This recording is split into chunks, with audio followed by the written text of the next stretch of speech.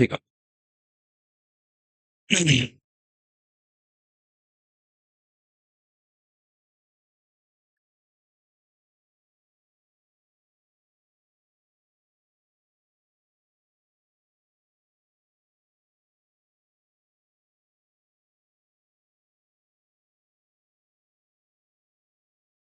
ठीक है।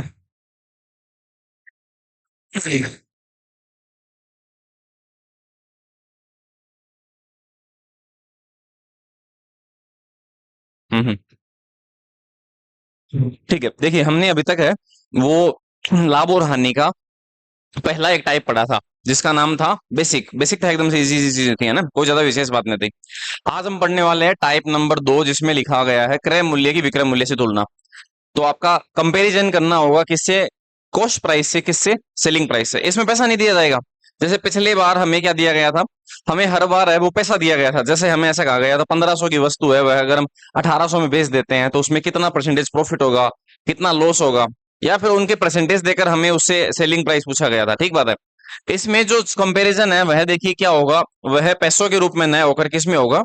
वस्तुओं के रूप में होगा। तो पहला एक सवाल है वो देखते हैं, देखिए इसमें कैसे कहना है इस बात को। तो मैं क्वेश्चन है पहले आपको बताऊंगा, उसके बाद में आप अच्छे से लिखेंगे। ठीक है, लिखने वाला काम हमेशा बाद में कीजिएगा। अब देखिए, 20 वस्तु का क्रय मूल्य 16 वस्तु के विक्रय मूल्य के बराबर है, तो लाभ या फिर हानि प्रतिशत ज्ञात कीजिए। ये पूरा सवाल है। ठीक है। तो इसमें देखिए हम इस बात को ऐसे लिख सकते हैं, 20 वस्तु का क्रय मूल्य, 20 वस्तु का क्रय मूल्य, और ये किसके बराबर होने के कह रहा है? 16 वस्तु के।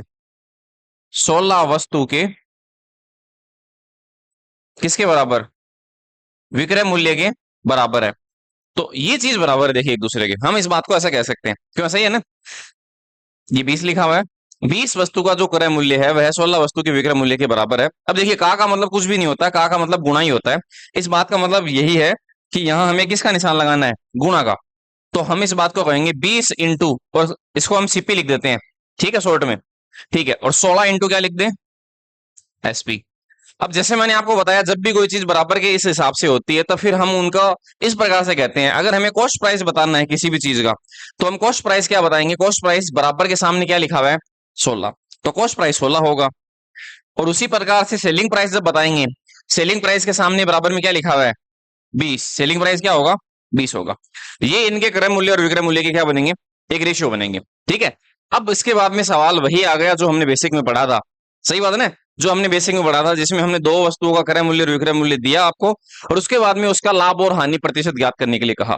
तो इसमें देखिए आपको मेन चीज जो पहचान करनी है वो यही करनी है कि जो आपका वस्तुओं का क्रय मूल्य क्या होगा और विक्रय मूल्य क्या होगा। तो इसमें देखिए ये चीज ध्यान रखना है आपको कि जो क्रय मूल्य के पास लिखा हुआ है ना, वो तो विक्रय मूल्य है, और जो विक्रय मूल्य के पास लिखा हुआ है वो कौन सा मूल्य है?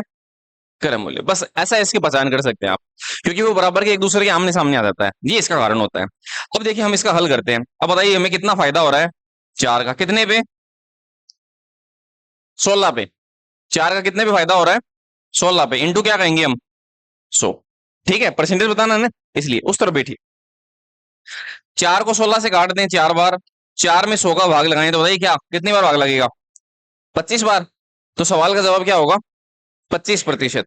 25% लाभ सवाल का सही जवाब होगा। ठीक है, आगे बढ़ते हैं। इस सवाल को लिखिए और हल लिख लीजिए, दोनों एक साथ काम कीजिए। सवाल और सवाल की हल आप बाद में लिखेंगे हमेशा। ठीक है, कोई समस्या है तो आप कह सकते हैं, कोई दिक्कत नहीं है, मैं दोबारा बता दूंगा, मैं रिपीट कर दूंगा।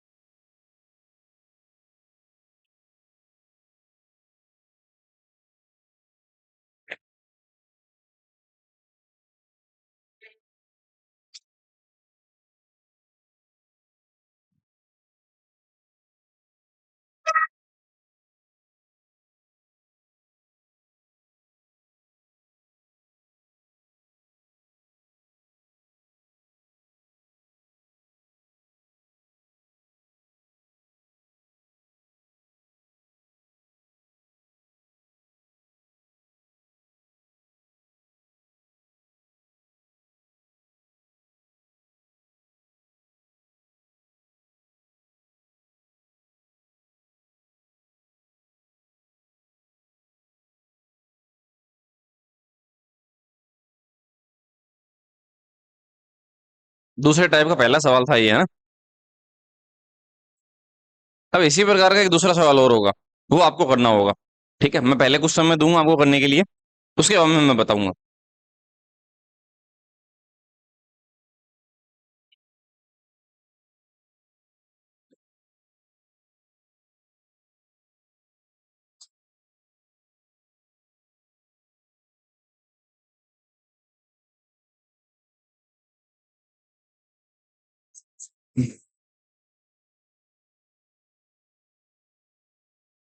ठीक है, लिखने वाला काम हमेशा बाद में कीजिएगा, है ना, पहले मत लिखिएगा।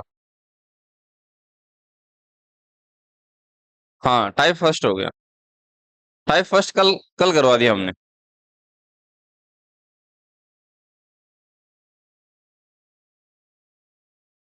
लिखा है सभी ने। ठीक है, आगे बढ़ते हैं, चलिए।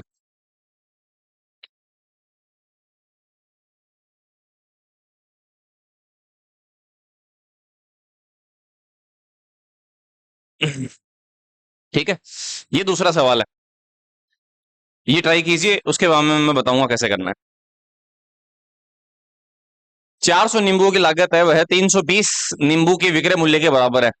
अब लागत का मूल्य भी, लागत का मतलब भी क्या होता है, क्रय मूल्य ही होता है। ये वैसा ही सवाल है। ठीक है, वैसा ही सवाल है, जिसमें ऐसा कहा गया कि 400 नींबुओं की जो लागत है वह 320 नींबू के विक्रय मूल्य के बराबर है। इसमें हमें पैसा न देकर वस्तुओं की तुलना कही गई है। तो देखिए हम किस किस तरह से इस बात को कहेंगे।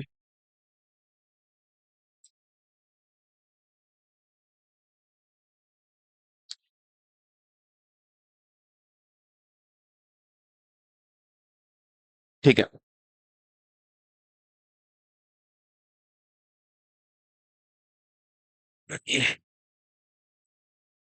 20% आपने सही जवाब बताया। ठीक है, अब मैं देखिए इस सवाल को बताता हूं कैसे करना है।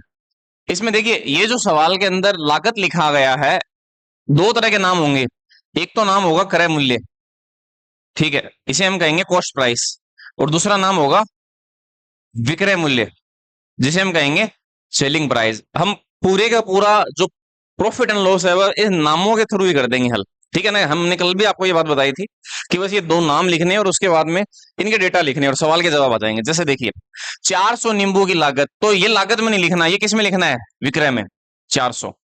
ठीक है, आ जाइए, 300 नींबू के विक्रय मूल्य के बराबर है, 300 नींबुओं के विक्रय मूल्य के बराबर है, तो विक्रय मूल्य के पास 320 लिखा हुआ है, तो आपको उसे किस में लिखना है, क्रय मूल्य में। ऐसा क्यों हुआ, ऐसा इसलिए हुआ क्योंकि अगर हम इसे ऐसे लिखते हैं, 400 नींबुओं की जो लागत है वह बराबर है किसके, 320 के, किसके, विक्रय मूल्य के। तो देखिए लागत के सामने बराबर में 320 है, इसलिए लागत के सामने 320 आया, और विक्रय मूल्य के बराबर के सामने 400 है, तो विक्रय मूल्य का मान कितना आया, 400। मतलब जो आपको 400 और 320 दिखाई दे रहा है उसे उल्टा लिखना है। ठीक है, इस प्रकार से ये चीज होती है। अब देखिए, अब हमें बताना है इसका प्रॉफिट और परसेंटेज, लॉस लॉस या फिर प्रॉफिट परसेंटेज। ठीक है, वो हम देखते हैं कैसे बताना है। तो देखिए 320 से 400 जो है वह कितना बढ़ गया, कितना बढ़ रहा है, 80। और ये जो बढ़ोतरी है वो कितने पर है, 320 पे ही तो है। तो हम इसके नीचे लिखेंगे क्या, 320 इंटू क्या कहेंगे, 100, इंटू कहेंगे 100। सही बात है ना, इंटू 100 कहेंगे। तो देखते हैं सवाल के जवाब कैसे होंगे। 80 से एक 320 चार बार कट जाएगा, चार में 100 का भाग कितनी बार लगेगा, तो सवाल का जवाब होगा 25%। ठीक है, ये आंसर हो। चलिए अगले सवाल पे बढ़ते हैं। अब आप इसे लिख सकते हैं, कोई समस्या है तो मुझे बता दीजिए, मैं दोबारा बता दूंगा। कोई भी प्रकार की समस्या आप पूछ सकते हैं कि सर 320 नीचे क्यों लिखा, 80 ऊपर क्यों लिखा, 80 कहां से आया, ये उल्टे पुल्टे क्यों हो जाते हैं, सवाल आपको करने होंगे। ठीक है, तभी मैं बता पाऊंगा। देखिए एक दूसरे से बात ना कीजिए, आप आगे भेज जाइए, ऐसा कीजिए। आपको ही कह रहा हूं मैं, कॉर्नर वाले भाई को। हाँ, हाँ, आगे बैठ जाइए आप। कि वैसे तो यार बात करेंगे आप दोस्तों से। देखिए रिकॉर्डिंग के दौरान क्या है कि अगर ऐसा बोल रहे हैं बात ना करे, बात ना करे, वो बढ़िया नहीं लगेगा ये बात। 400 विक्रय मूल्य, देखिए इसमें ये बात नहीं लिखी हुई कि विक्रय मूल्य 400 है, ठीक बात है। परंतु एक चीज देखिए, ये ऐसा भी तो नहीं कह रहा कि, देखिए इसमें ऐसा कोई पैसे का डिटेल नहीं दे रखा, मतलब ये कोई चीज के बारे में ऐसा नहीं कह रहा कि किसी वस्तु का विक्रय मूल्य 400 है, उस वस्तु का क्रय मूल्य 320 है, ऐसा नहीं है। इसमें देखिए क्या होता है कि इसमें ऐसा सिस्टम है कि आपको पैसा नहीं दे रखा, आपको वस्तु दे रखी है। वस्तु देने का मतलब ऐसा है, ये ऐसा कह रहा है 400 नींबुओं की लागत है, मतलब 400 जो नींबू है उनकी जो लागत मूल्य है वह किसके बराबर है, वह 320 नींबुओं के विक्रय मूल्य के बराबर है। तो हमने देखिए बराबर का निशान यहां लगाया, 400 नींबुओं की लागत है वो हमने बराबर कर दी 320 के विक्रय मूल्य के, बस ऐसा ही लिखा और कुछ नहीं है। अब इसमें देखिए एक सिस्टम होता है, देखिए अगर मैं ऐसा लिखूं ना कि x बराबर 5 और x इंटू 5, ठीक है, तो इसमें x की वैल्यू 5 नहीं है, x के बराबर के सामने होता है तब 5 होती है। इस बात का मतलब तो x गुणा 5 होता है, सही बात है ना। तो इसमें देखिए क्या है कि लागत से ये गुणा है 400, तो लागत का मूल्य 400 नहीं है। तो हमें क्या करना है, देखिए अगर मैं मान लीजिए अब इसके साथ कोई छेड़खानी करता हूं, जैसे मान लीजिए मैं तो दूसरा कलर यूज करता हूं, अब मैं देखिए यहां तो मैं y लिख देता हूं और यहां 6 लिख देता हूं। अब भी x का मूल्य कितना है पता है, x के सामने बराबर में कितना है, 5 ही है, तो x 5 ही है। और y के सामने देखिए बराबर में क्या है, 6, तो y 6 है। ऐसा है ये सिस्टम। तो इसमें दो चीजें इंक्लूड हो गई, सही बात है ना। इस वजह से ये चीज है ना उल्टी पुल्टी हो गई। इसलिए लागत के बराबर के सामने जो लिखा हुआ है 320 वो तो लागत है, और विक्रय मूल्य के बराबर के सामने लिखा हुआ है वो क्या है, विक्रय मूल्य। आप इस बात को ऐसे भी कह सकते हैं, जो लागत के कॉलम में लिखा हुआ है वह तो विक्रय मूल्य है, और विक्रय मूल्य में लिखा हुआ है वह लागत है, ऐसा। ठीक है, इस बात का मतलब ये। और एक्चुअल में इस बात का मतलब क्या है, देखिए एक्चुअल में वास्तविकता में इस बात का मतलब क्या है मैं ये और बता देता हूँ, है ना, ताकि आप इन चीजों को अच्छे से क्लियर कर पाए, है ना। अगर कोई भाई इस बात को न समझ पा रहा ना ये क्या चल रहा है, तो मैं एक बार फिर से बताता हूँ, देखिए ये है क्या सिस्टम है। आपको उसके लिए पूछना होगा, बस इतनी सी बात है, ठीक है। अब मैं बताऊं, देखिए इसको क्लीन कर दे, ये सभी ने लिखा है, ठीक है। चलिए अब देखिए एक चीज देखते हैं, जैसे मान लीजिए कि 10,000 रुपए, 10,000 ने लेकर हम चलिए 500 रुपए लेते हैं, 500 रुपए, ठीक है। अगर कोई पेन है, उसके दो तरह के मूल्य है, खरीद मूल्य और एक बेचने का मूल्य। अच्छा, ठीक है। खरीद मूल्य मान लीजिए उसका 20 रुपए है, और हम बेचते कितने रुपए में है, 25 रुपए में। ठीक बात है, 25 रुपए में बेचते हैं, ठीक है। अब देखिए अगर मान लीजिए कि 20 रुपए के हिसाब से 500 रुपए अगर मेरे पास है, तो बताइए मैं कितने ये खरीद पाऊंगा, पेन, कितने पेन खरीदे जाएंगे, 25 पेन, सही बात है ना, ठीक है। अब एक बात बताइए, अगर मैं इस हिसाब से बात करूं, तो अगर मैं बेचूं इसमें 25 के हिसाब से 500 रुपए के पेन, तो कितने बेचूंगा, 20 पेन, 25 रुपए के हिसाब से 20 बेच जाएंगे।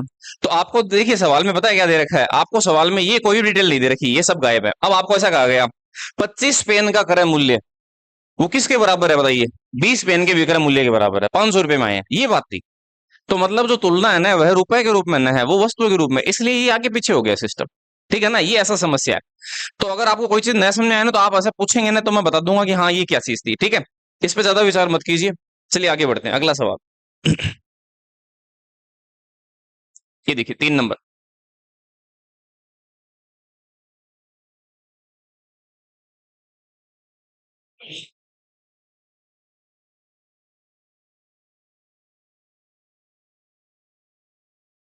40% क्या होगा, लाभ होगा।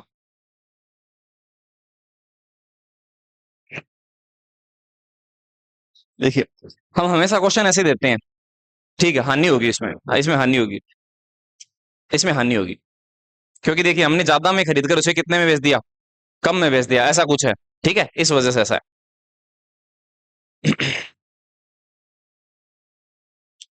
इन नंबरों में विचार मत कीजिए, 16 आपको इस तरह के नंबर को देखना है, 3 नंबर की, ये 16 नंबर उस हिसाब से है, पहले के टाइप के हिसाब से, ठीक है।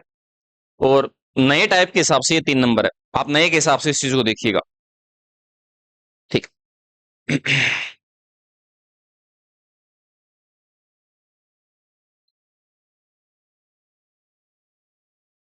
तो देखिए आपने अगर सवाल लिखा है तो मैं हल बताता हूं कैसे।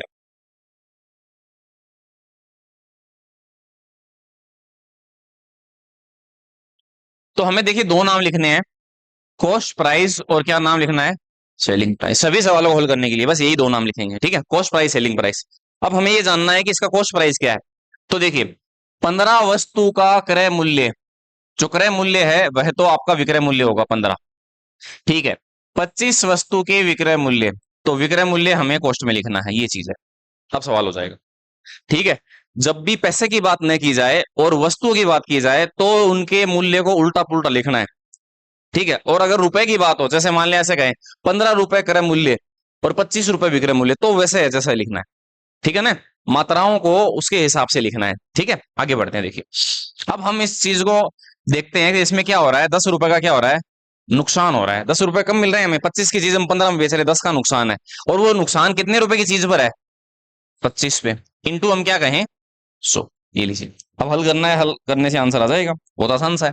ये इससे 4 बार कटा, 4 का 10 से गुना, बताइए क्या आएगा, 40% लॉस। हम इस बात को ऐसे कहेंगे, हानि।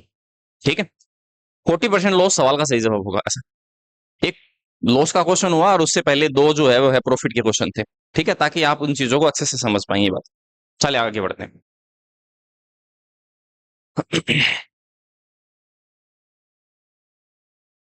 एक तरह के हम दो क्वेश्चन से ज्यादा कभी प्रेजेंट नहीं करेंगे। ठीक है, एक तरह के दो क्वेश्चन काफी होते हैं। एक मैं समझा देता हूँ और दूसरा आप खुद समझ लेते हैं, सही बात है ना। दो में बात समझ में आ जाएगी, मुझे पता है, और आ भी जाती है, ऐसे कोई दिक्कत नहीं होती है। फिर भी ना है तो आप पूछ सकते हैं। कोई सवाल चल रहा है कि सर इस चीज का मतलब क्या है। ठीक है, ट्रिग्नोमेट्री पढ़ा रहे हैं, ट्रिग्नोमेट्री का क्या मतलब है, हाँ आप पूछ सकते हैं, है ना। आप छोटी सी बात भी है ना पूछें कि हाँ ये चीज क्या है, मैं आपको बताऊंगा कि हाँ ये चीज कैसे बनी हुई है। जैसे मैंने देखिए, कोई भाई को ये समझ में ना आ रहा था ना कि ये क्या चीज है, 25 वस्तु का क्रय मूल्य 20 वस्तु के विक्रय मूल्य के बराबर है ना। तो ये वहां से हमने सीखा। चलिए आगे बढ़ते हैं। सभी ने लिखा है, ठीक है।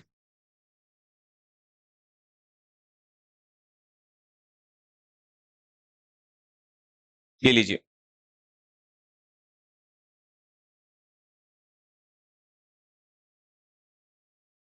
अब 1 से लेकर 3 तक के सवाल एक जैसे थे, अब सवाल बदल गए हैं। अब वैसा सवाल नहीं है, थोड़ा डिफरेंट है। लिखिए आप, फिर मैं बताऊंगा कैसे।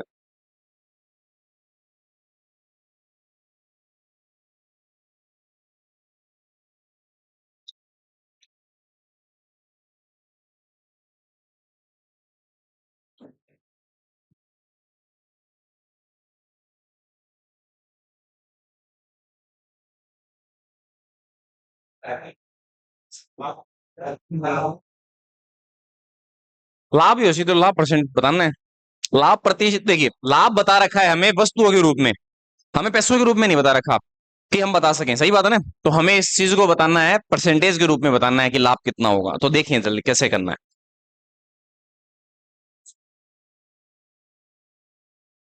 कितना, 20।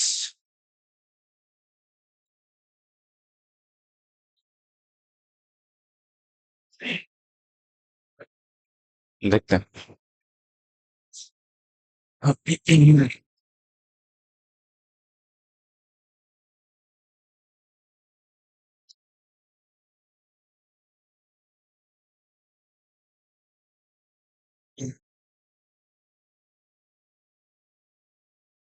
ठीक है, अब देखिए, ये जो सवाल है इसमें क्या है, इसमें ऐसा लिखा हुआ है 125 वस्तु बेचने पर। ठीक है, हमें क्या हो रहा है, 25 वस्तु के विक्रय मूल्य के बराबर क्या क्या हो रहा है, लाभ, ऐसा है। तो इसमें देखिए वही बात हमें लिखनी है, हम लिखते हैं क्रय मूल्य, दूसरा नाम लिखते हैं विक्रय मूल्य। ठीक है, इन दोनों के बीच में जो रिलेशन होता है उसे हम क्या कहते हैं, लाभ या फिर क्या, हानि।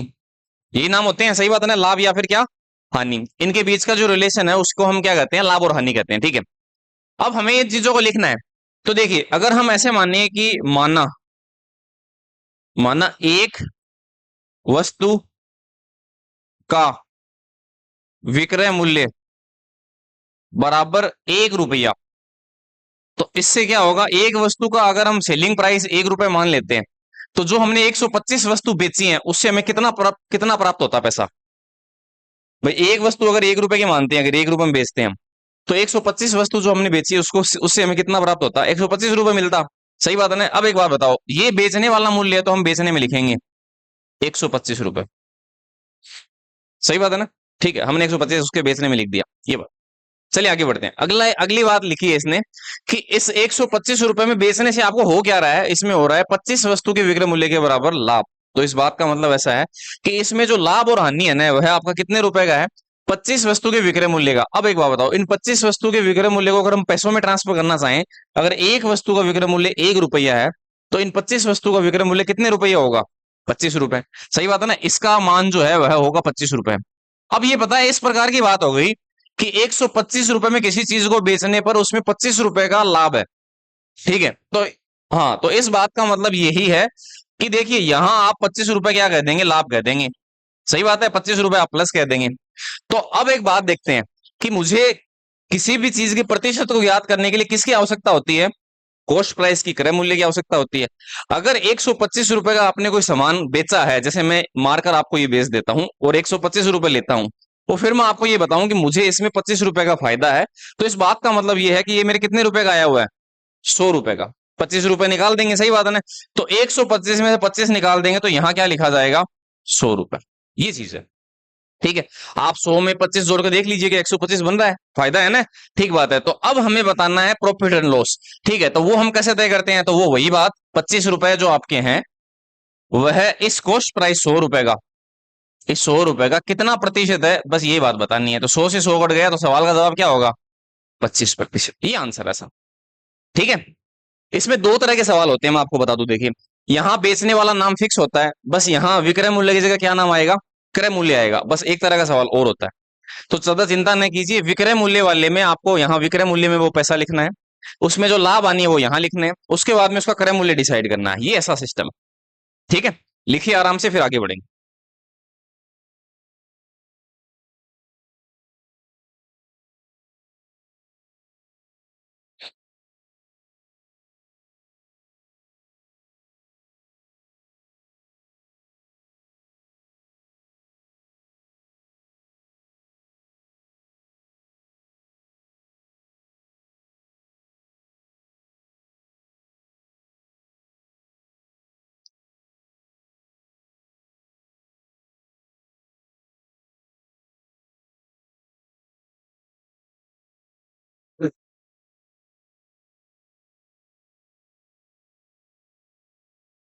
ठीक है, अब इसी सेम चीज को अगर हम शॉर्ट मेथड के तौर पर देखें, तो देखिए इस बात का मतलब क्या हुआ। अगर आपने सभी लिखा है तो फिर मैं बताऊं।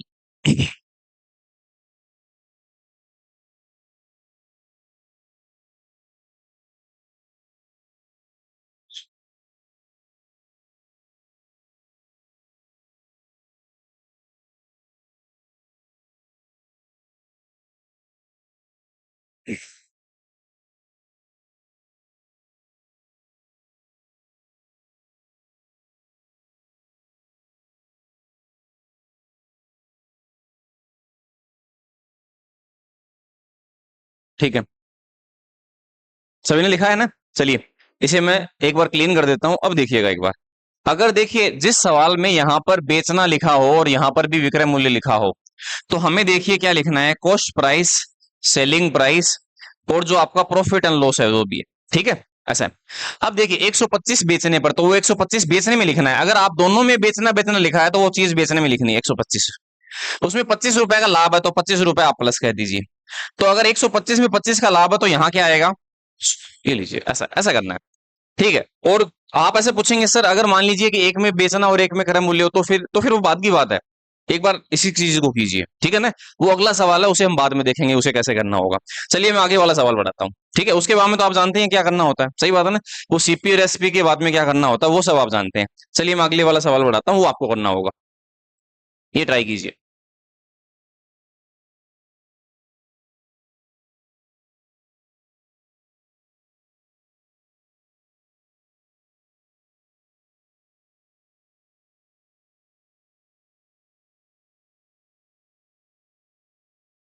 144 मुर्गियां बेचने पर 6 मुर्गियों का लॉस होता है, तो हमें बताना है प्रॉफिट एंड लॉस परसेंटेज।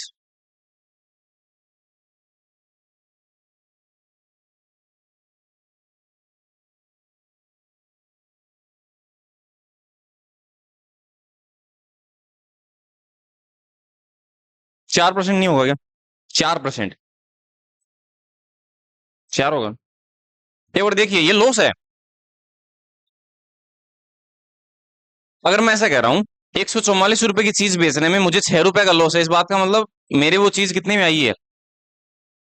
150 में, 150 में आई है ना। ये ध्यान रखना है आपको। देखिए, इसमें ये जो चीज है वह बेचने पर लिखा है और यहाँ पर 6 मुर्गियों का विक्रय मूल्य लिखा है। इस बात का मतलब कॉस्ट प्राइस, सेलिंग प्राइस। तो हम सेलिंग प्राइस देखिए, 144 मुर्गियां बेचने पर हमें कितने रुपए मिलते? 144। सही है, हम यहां लिखते हैं। उसके बाद में हमें क्या हुआ? 6 मुर्गियों का लॉस हुआ, तो हमें नुकसान हुआ 6 का, ₹6 का। ऐसा समझिए, नुकसान हमें फायदा यहां लिखना है हमेशा, ठीक है।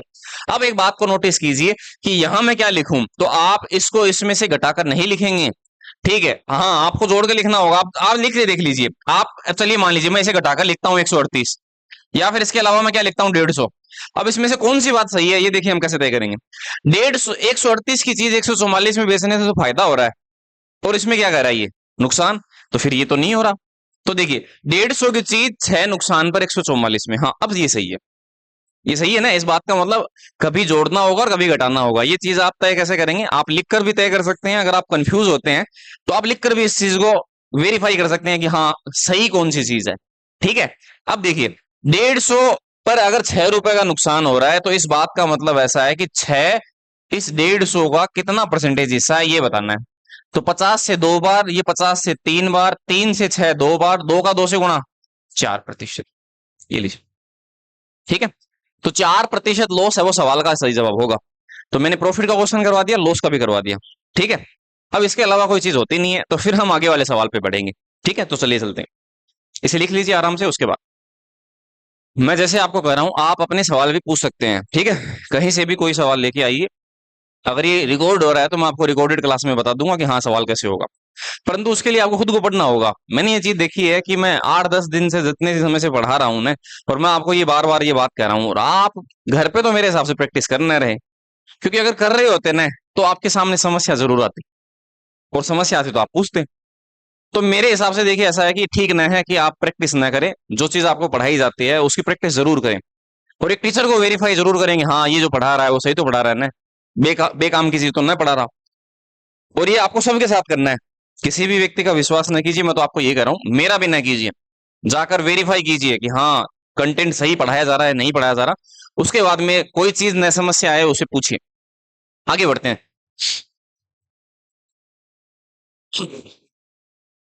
देखिए, यहां बोर्ड पे आने के बाद में आप लोगों का डर लगना चाहिए, है ना, कि यार कोई किसी चीज ने पूछ लिया है ना। अब जैसे कि जो इंटरव्यू होते हैं ना, उनमें उनको पहले बता दिया जाता है कि आ बात नहीं पूछोगा थे इंटरव्यू में, आ बात गलत बात है।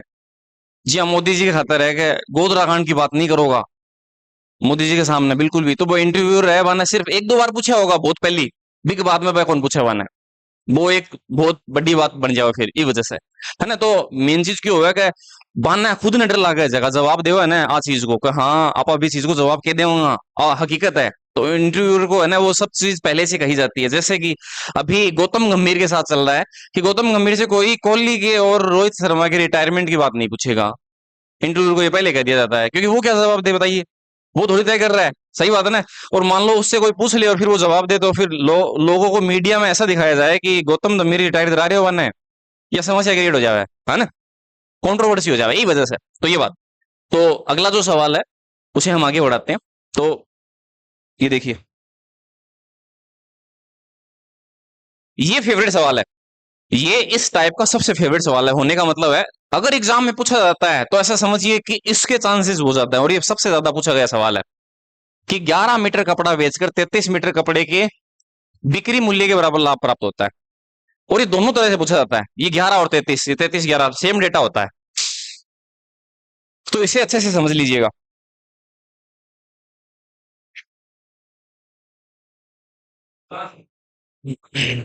सही है 50, 50 सही है।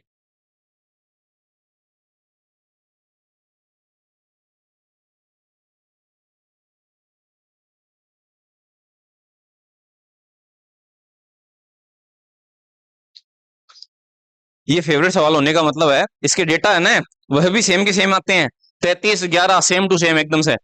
और ये सवाल दो तरीके से पूछा जाता है, 33 मीटर कपड़ा बेचकर 11 मीटर कपड़े के बिक्री मूल्य की जगह क्रय मूल्य के बराबर। इस वजह से ये दोनों तरह से पूछा जाता है ना, इस वजह से ये खतरनाक सवाल है। और लोग इसे समझे बिना करते हैं ना, रट कर करते हैं, जैसे भी करते हैं, तो उससे वो चीजें गलत हो जाती हैं। इस वजह से ये बार बार पूछा जाता है ना। चलिए हम चलते हैं, देखिए। एक कपड़ा विक्रेता 33 मीटर कपड़ा बेचकर, तो ये 33 मीटर कपड़ा बेचकर लिखा हुआ है, और प्राप्त क्या करता है, 11 मीटर कपड़े के विक्रय मूल्य के बराबर क्या प्राप्त करता है, लाभ। तो इस बात का मतलब हम सीपी लिखेंगे, हम एसपी लिखेंगे, और ये 33 मीटर कपड़ा बेचने वाला है वो हम बेचने में लिखेंगे, और 11 मीटर का हमें लाभ हो रहा है तो हम +11 कहेंगे। तो कौन सी चीज में +11 करेंगे वो 33 बन जाए, तो वो कहेंगे हम 22। सही है।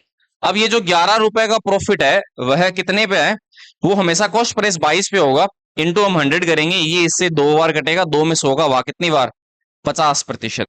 ये सवाल का जवाब है। तो 50% लाभ है वो इस सवाल का एक सही जवाब होना है। ठीक है। अब ये एक फेवरेट सवाल था, इसलिए ये सवाल तीसरी बार आया, नहीं तो मैं तीसरी बार नहीं प्रेजेंट करता। अब सवाल बदल जाएगा। ठीक है। उस बिक्री मूल्य की जगह क्या लिखा होगा, क्रय मूल्य, ऐसा कुछ होगा। ठीक है।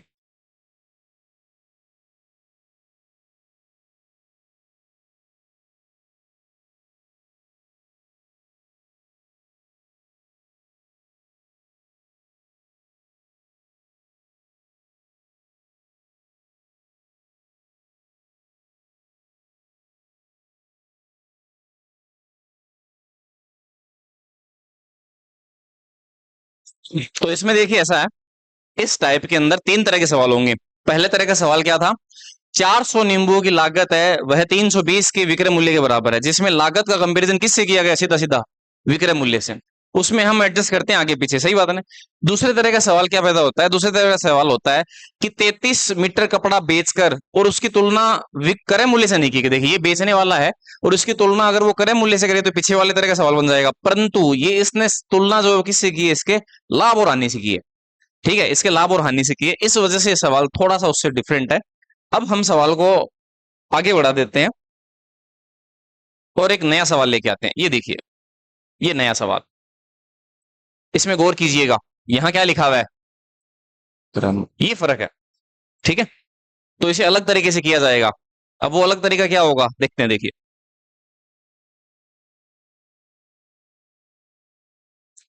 पहले से कोई जानता है तो मैं देखना चाहता हूं कि हाँ कितने व्यक्ति पहले से इस बात को जानते हैं।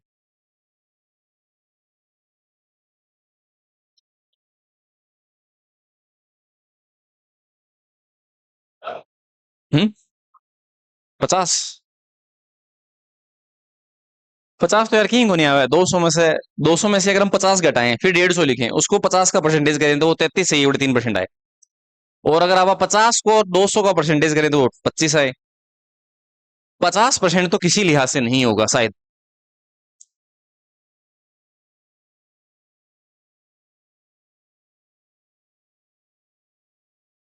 जवाब सही गलत कोई दिक्कत नहीं, चिंता नहीं कीजिए। देखिए इस भाई ने कोई जवाब बताया, कम से कम प्रयास तो किया। सही बात है ना, आप जवाब बता सकते हैं, गलत हो सही कोई दिक्कत नहीं है, डरिए ना। गलत जवाब से कभी भी मत डरिए। अगर गलती यहां करेंगे तो बढ़िया बात है, आगे नहीं होगी गलतियां। अगर गलती आप यहां कर रहे हैं ना तो आगे नहीं होगी गलतियां, गलतियां करना जरूरी होता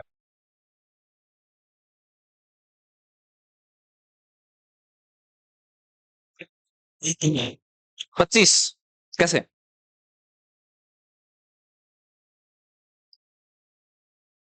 25 सही है आपकी बात, पर क्यों, सही बात कह रहा भाई। देखिए जैसे उसमें हमने विक्रय मूल्य को, एक वस्तु का विक्रय मूल्य 1 रुपए माना था, इसमें हम क्या मूल्य, ये क्रय मूल्य का सवाल है, इसमें क्रय मूल्य दे रखा है। तो एक देखिए, मैं पूरा ये पहली बार सिर्फ सिर्फ मैं पहली बार ही पूरा लिखता हूँ किसी सवाल को, उसके बाद में हम जो शॉर्ट तरीके से करते हैं मैं वैसे ही बताता हूँ, सही बात है ना। तो पूरा लिखना भी आपको समझना भी जरूरी है। अब मैं मान लीजिए इसका शॉर्ट मेथड बता दूं, और आप में से कोई भाई ऐसा कहे कि सर ये हुआ कैसे, ये भी तो जरूरी है ना, इसलिए हम पहले ये भी जानते हैं कि ऐसा हुआ क्यों, और उसके बाद में उसका शॉर्ट मेथड क्या है। हाँ करना हमें शॉर्ट से ही है, पर ये जानना भी जरूरी है कि ऐसा क्यों हो रहा है। तो हम देखिए, एक वस्तु है, एक वस्तु का क्रय मूल्य क्या मान लेते हैं, खरीदने वाला मूल्य बराबर क्या, रुपए, 1 रुपए, ये मान लेते हैं। ठीक है। इससे होगा क्या, तो हम नाम लिखते हैं क्रय मूल्य, कॉस्ट प्राइस बोल दीजिए, और दूसरा नाम बोलते हैं विक्रय मूल्य, इसे हम कह देते हैं सेलिंग प्राइस। सही बात है। ठीक है, इसमें हमें लिखना होता है कोई भी चीज को। अगर हमने एक वस्तु का क्रय मूल्य 1 रुपए मानना है और हमने जो 200 आम बेचे हैं, अब एक बात बताओ, एक वस्तु अगर 200 आम है, यहां पर एक वस्तु हमने 1 रुपए में खरीदी है, तो इन 200 आम को कितने में खरीदा होगा? 200 रुपए में। सही बात है ना? इस बार हमने क्रय मूल्य मानना है, इस बार बेचने वाला मूल्य नहीं मानना। हम ऐसे मान रहे हैं कि 200 आम जो भी हमने बेचे हैं वो हमने खरीदे कितने में थे, तो एक वस्तु का हमने कॉस्ट प्राइस 1 रुपए मानना है, तो इन 200 आम को हमने कितने में खरीदा था? कितने रुपए में? 200 रुपए। ये लीजिए, ये 200 यहां लिखना है। आप ऐसा समझिए कि जब दोनों तरफ विक्रय मूल्य वाला सवाल होता है, तब हम इस चीज को विक्रय मूल्य में लिखते थे, और इस बार क्रय मूल्य लिखा है तो फिर हम किस में लिखेंगे? ऐसा समझिए आप, ये ज्यादा सही रहेगा। ठीक है। अगर दो एक तरफ क्रय मूल्य लिखा है तो इस चीज को सीधा क्रय मूल्य में लिखना है। ठीक है, मैं और भी सोच बता दूंगा, चिंता नहीं कीजिए। उसके बाद आगे बढ़ते हैं। अब ये कह रहा है 50 आम के क्रय मूल्य के बराबर लाभ होता है, तो 50 आम का जो क्रय मूल्य है वो कितना है? एक वस्तु का क्रय मूल्य 1 रुपए है, तो इसकी कीमत कितनी हो गई? इसकी कीमत हो गई 50 रुपए। 50 रुपए का हमें लाभ हो रहा है। अब एक बात बताइए, प्रॉफिट और लॉस के परसेंटेज को बताने के लिए क्या विक्रय मूल्य की आवश्यकता होती है? बिल्कुल नहीं होती। क्यों नहीं होती?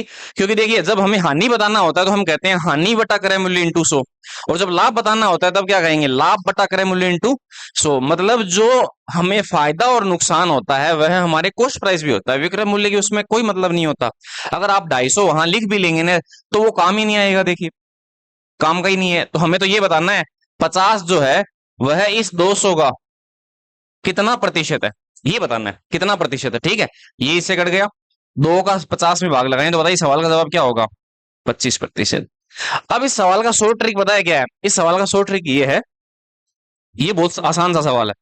इसका शॉर्ट मेथड ये है कि जो 50 रुपए फायदा है ना, वो हमेशा इस फायदा नुकसान जो भी है वो इसी पे होगा। ये लीजिए, ये शॉर्ट है, क्योंकि कॉमन सी बात, वो यहां लिखा जाएगा और वो प्रॉफिट लॉस यहां लिखा जाएगा। तो हमेशा बस उस चीज का परसेंटेज करना है, सीधी सीधी बात ये है। विक्रय मूल्य वाले सवाल में उस चीज को हमें बदलना होता है, इसमें कोई भी बदलने की जरूरत नहीं है। ये सवाल सीधा कह रहा है 50 रुपए इस 200 का कितना प्रतिशत है, बस ऐसा है ये सवाल। ठीक है, तो शॉर्ट ट्रिक इसका ये है, ये आप देख रहे हैं कि हमें सीधा अगर क्रय मूल्य और विक्रय मूल्य दे रखा हो, तो हम ये जो लाभ है वह इस चीज का कितना परसेंटेज हिस्सा है, ये हमारा शॉर्ट मेथड होगा। ठीक है, और विक्रय मूल्य वाले सवाल में हमें उसे क्रय मूल्य पर लेके आना होगा। ये इस तरह की बात थी। अब आप इसे लिख सकते हैं, ये शॉर्ट भी लिख लीजिए और साथ में ये भी लिख लीजिए। कोई क्रॉस क्वेश्चन है या कोई दिक्कत है, आप उसे कहिए।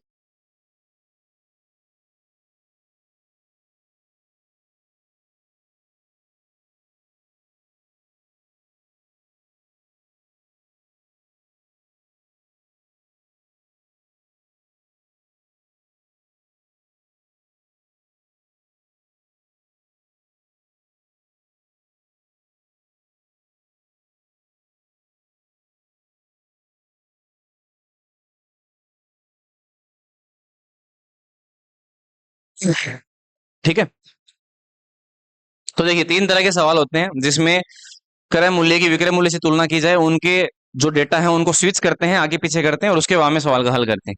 दूसरे तरह के सवाल जिसमें बेचने की तुलना किसी किसी वस्तुओं के बेचने वाले मूल्य के लाभ और हानि से करते हैं, बेचने वाले से, बेचने की तुलना बेचने से करते हैं। ठीक है, उस प्रकार के सवाल होते हैं। तीसरा तरह का सवाल बेचने वाली चीज की तुलना लाभ और हानि के रूप में क्रय मूल्य से करते हैं। ठीक है, वो सीधा सीधा सवाल होता है जैसे ये वाला। ठीक है, हमें इस प्रकार से ही उस चीज को हल करना है। ऐसा हुआ क्यों, ये आप सामने देख पा रहे हैं। ठीक है, चलिए आगे बढ़ते हैं, अगला सवाल इसे क्लीन कर दें। चलिए, ये देखिए, ये फिर से आ गया, तभी तो मैं कह रहा था ये फेवरेट सवाल है, ये दोनों में पूछा जाता है ये समस्या। 33 मीटर कपड़ा बेचकर एक व्यक्ति 11 मीटर कपड़े की लागत प्राप्त करता है। पिछली बार पता है क्या लिखा था? 11 मीटर के विक्रय मूल्य प्राप्त करता है, ऐसे था ना? ठीक है, इसमें लागत लिखा हुआ, ये फर्क। और ऐसा मानिए कि अगर इस टाइप का कोई सवाल पूछा जाएगा ना, तो मैं राजस्थान के एग्जाम की तो गारंटी लेता हूं कि ये वाला ही पूछा जाता है 90% चांसेस में, ये 33-11 वाला। आप पीछे के पेपर उठा के देख लीजिए, राजस्थान के जो एग्जाम्स है ना वह रिपीट क्वेश्चन पूछते हैं, तो इनके इस क्वेश्चन की पूछने की संभावना है वो बहुत ज्यादा होती है। और आप पीछे के पेपर में देखिए कितनी बार पूछा हुआ है, बहुत ज्यादा बार। 33 सही, 1/3 या 33.33 ऐसा भी कह सकते हैं, एक ही बात। ठीक है,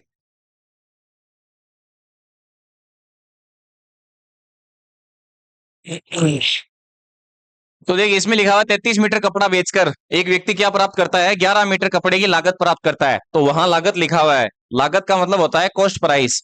उल्टे पुल्टे लिखे हुए हैं, इस बात का मतलब आप सवाल का जवाब सीधा दे सकते हैं कि 11 रुपए का लाभ जो है वह इस 33 का कितना परसेंटेज हिस्सा है, ये चीज है। ठीक है, इसे काट लीजिए 3 बार, 3 में 100 का भाग लगाएं तो 33 सही 1/3%, या फिर आप इसे पॉइंट में बोले तो 33.33%, ये चीज है। 33.33 या फिर 33 सही 1/3। ठीक है, ऐसा आंसर।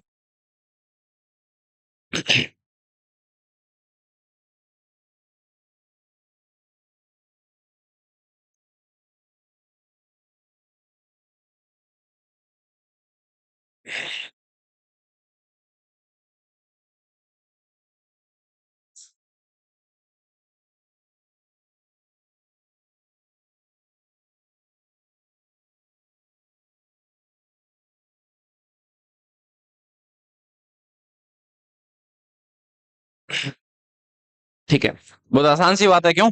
चलिए आगे बढ़ते हैं, अगला सवाल। लिखा है इन सभी ने। ठीक है,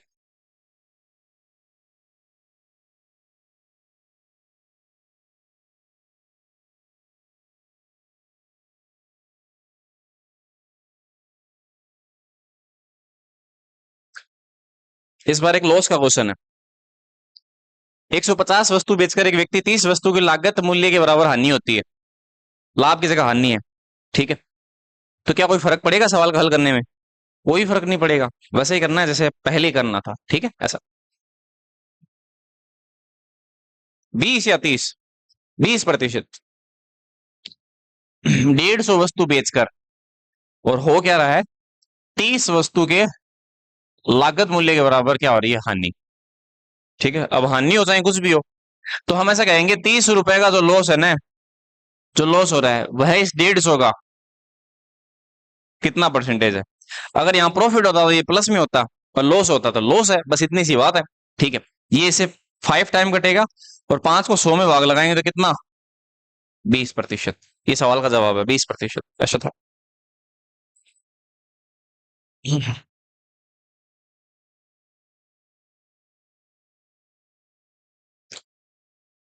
अब हम इसकी वास्तविकता देखते हैं कि इसकी वास्तविकता एक्चुअल में क्या है।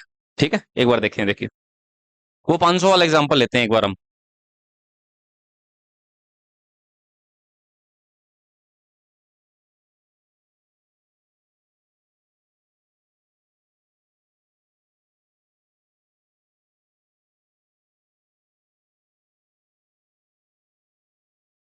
ठीक है, इसे मिटाएं।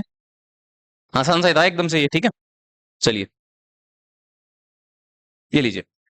अब देखिए, जैसे मैंने पिछली बार आपको कहा था ना कि अगर मान लीजिए 500 रुपए हमें दिए जाएं और हमें पेन की कॉस्ट प्राइस और उसकी सेलिंग प्राइस दी जाए।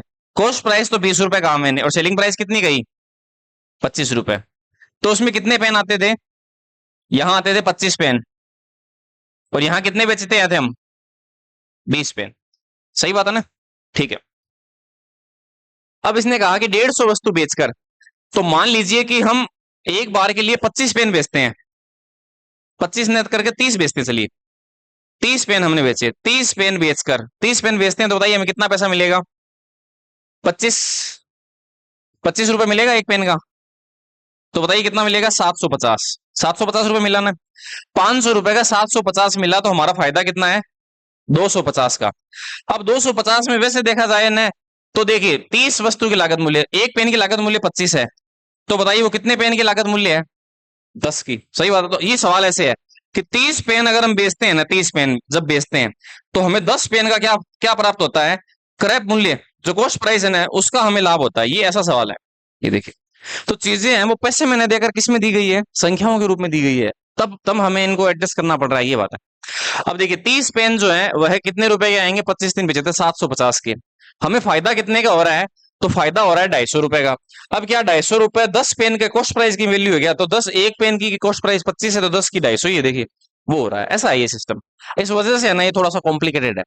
ठीक है, तो मैं बस ये समझाने के लिए मैंने ये सब डेटा लिखे हैं, बाकी का इन चीजों का इस सवाल से कोई लिंक ना है। क्लियर कर देते हैं, और अगला एक अंतिम सवाल है वो बढ़ाते हैं। ये अंतिम ही था, ये आखिरी सवाल था।